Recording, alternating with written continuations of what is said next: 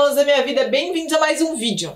No vídeo de hoje a gente vai tratar sobre competência e critérios de competência no Código de Processo Civil de 2015. Se você está aí se preparando para a segunda fase da OAB em civil, você certamente vai ter que passar por regrinhas de competência se quiser acertar na jugular o endereçamento da sua peça.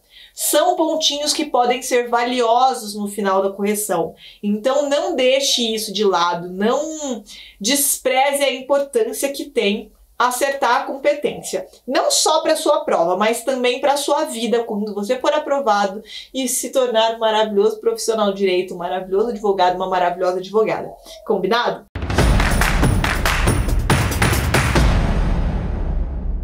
A competência é estabelecida em lei e ela nada mais é do que a limitação do exercício da jurisdição.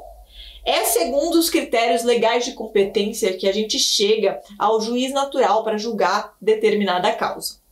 Então a primeira coisa que eu quero dizer para vocês é que ela é dividida em 3 critérios. Nós temos o critério material, o critério funcional e o critério territorial da competência. Vamos tratar um por um agora. O critério material trata sobre a natureza da ação. Então, do que a gente está falando? De uma ação trabalhista, de uma ação de natureza eleitoral, de uma ação comum, de que vai para a justiça comum, federal ou estadual, uma ação que vai para ser julgada pela justiça militar. Aqui a gente está falando de critério material de competência. A gente também tem o critério funcional de competência. O critério funcional determina o grau de jurisdição que vai julgar aquela determinada ação. Então, por exemplo, vai ser o primeiro grau, vão ser os juízes de primeiro grau que vão julgar, vão ser os tribunais, os órgãos de segundo grau, há foro por prerrogativa de função e não foro privilegiado. Você que é do direito não pode falar foro privilegiado, combinado? Deixa isso para os jornalistas. Voltando aqui, há foro por prerrogativa de função, então tudo isso vai ser visto quando a gente analisar o aspecto funcional da competência. Essas duas subdivisões, material e funcional, elas têm natureza absoluta. O que eu quero dizer com isso? Que a ausência de apontamento da falha de competência no momento oportuno, ela não gera preclusão. É uma matéria de ordem pública que ela pode ser vista mesmo depois e até causar a anulação de determinado processo. Então, por exemplo, é uma ação trabalhista que está correndo pela Justiça Comum Civil. Isso não pode prevalecer. Se ninguém viu até então, essa falha deve ser sanada em algum momento. Temos também a competência determinada pelo aspecto territorial.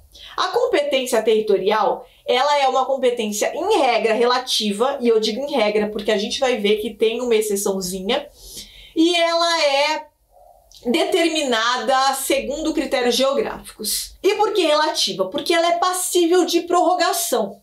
Então vamos ver um exemplo prático. Por exemplo, eu, a autora, devo propor a ação na comarca A. Só que por um lapso meu, por um esquecimento, ou escrevi errado na peça, ou peguei um outro modelo, eu acabo propondo por engano na comarca B. O processo começa a correr na comarca B, o réu é citado para apresentar a resposta, ele apresenta a resposta, não fala absolutamente nada do erro que poderia ter sido apontado sobre a competência, o processo segue e é julgado na comarca B. A gente teve aí o que a gente chama de prorrogação de competência, porque o réu, que seria o propenso prejudicado, o suposto prejudicado, ele não se incomodou com aquele fato. Ele não apontou que havia um vício de competência a ser sanado no momento oportuno.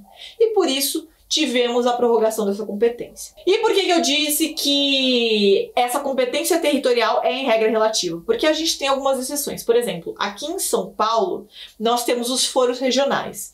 Temos os foros regionais de Santana, de Pinheiros, do Ipiranga e do Butantã.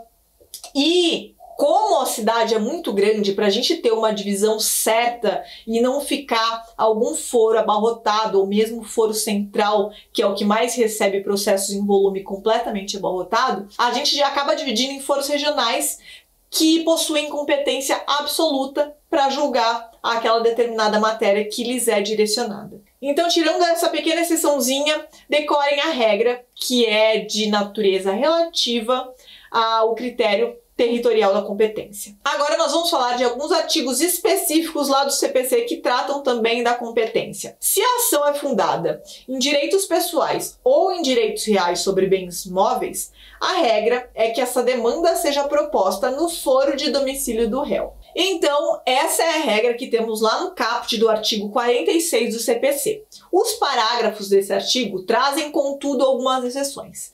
Uma das exceções que eu quero que você preste atenção é aquela prevista no parágrafo 2º, que diz o seguinte: sendo incerto ou desconhecido o domicílio do réu, ele poderá ser demandado onde for encontrado ou no foro de domicílio do autor. Quer dizer que quando o autor não souber o paradeiro do réu, a gente não pode exigir que ele saia desesperado para descobrir essa informação. Então, o próprio código permite ao autor que seja proposta a ação no foro do seu próprio domicílio e depois serão feitas pesquisas para que a gente encontre o endereço desse réu e para que ele seja citado para vir participar do processo. Para aquelas ações fundadas não sobre bens móveis, mas sobre bens imóveis, é competente o foro de localização da coisa. Isso porque torna mais fácil que o juízo faça eventuais diligências que se mostrem necessárias. É uma regra que visou dar celeridade ao processo e ela tem que ser respeitada. Inclusive, temos lá a previsão no parágrafo 2º desse mesmo artigo 47 que diz: a ação possessória imobiliária será proposta no foro da situação da coisa cujo juízo tem competência absoluta. Temos aqui uma outra exceção para aquela regrinha que eu tinha falado, que a competência territorial é em regra relativa. Aqui, por força da própria lei, a competência, apesar de territorial, é absoluta. O artigo 50 ainda nos diz que, em caso de réu incapaz, a ação deverá ser proposta no foro de domicílio do seu representante ou do seu assistente. Então, essas foram as regrinhas mais importantes previstas no Código de Processo Civil. Se você quiser ver as outras disposições gerais sobre competência que a gente tem no CPC, você vai lá entre os artigos 42 a 53. São artigos que não são muito longos e você pode consultá-los na hora da sua prova. Só lembrando também que não são todos os critérios de competência que estão previstos lá no CPC. A gente tem critérios de competência, por exemplo, previstos na Constituição Federal, no Código de Defesa do Consumidor, que prevê uma proteção maior para a parte hipossuficiente na relação de consumo, em outras leis esparsas, e é importante que você observe o ordenamento jurídico como um todo. Então é isso, meus queridos. Se você quiser deixar alguma sugestão de tema para os próximos vídeos, eu vou adorar ler seu comentário, deixa ele aqui embaixo, que eu sempre acabo respondendo, e até a próxima!